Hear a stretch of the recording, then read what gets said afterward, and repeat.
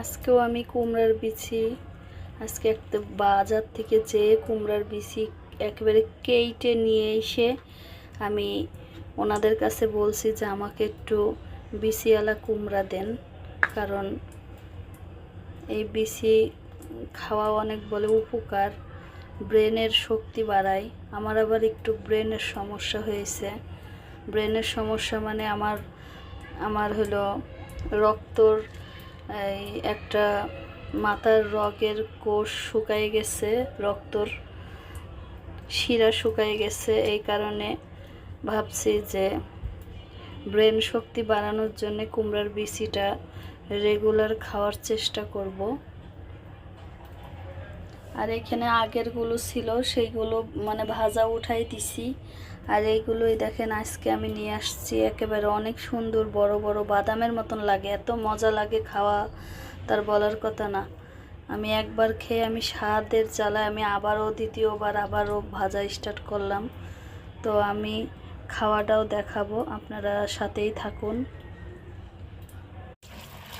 দেখেন এগুলো অনেকগুলো হয়েছে, আমি এখন ধুয়ে নিতেছি। এইভাবে কয়টা রেখে দেবো আর কয়টা ভাজবো, প্রতিদিন একটু করে খাওয়া লাগবে। দেখেন এখন আমি এই ন্যাকড়াই করে নিলাম, ভিজা রয়েছে, এগুলো আমি এখন চাপ দিয়ে একেবারে শুকনা করব। আপনারা যদি একদিনের ভিতরে খাইতে চান, মানে ধরেন এখনই বাজার থেকে কুমড়া নিয়ে আসলেন আর সেই কুমড়া থেকে বিচিটা নিয়েই যদি খান, তাহলে এইভাবেই তাড়াতাড়ি করে আপনারা বাসায় এভাবে ন্যাকড়ার সাথে সুন্দর করে শুকাইয়ে নিয়ে তারপরে আপনারা কড়াইতে করে ভেজে তারপরে খাবেন। তো অলরেডি আমার এইগুলো শুকনো হয়ে গেছে, এখন এই কটা নেব আর আগের যেগুলো হয়েছে এগুলো একসাথে দিয়ে দেবো।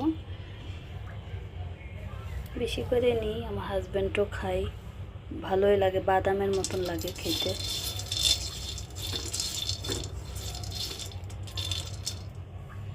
আর কয়টা নেই।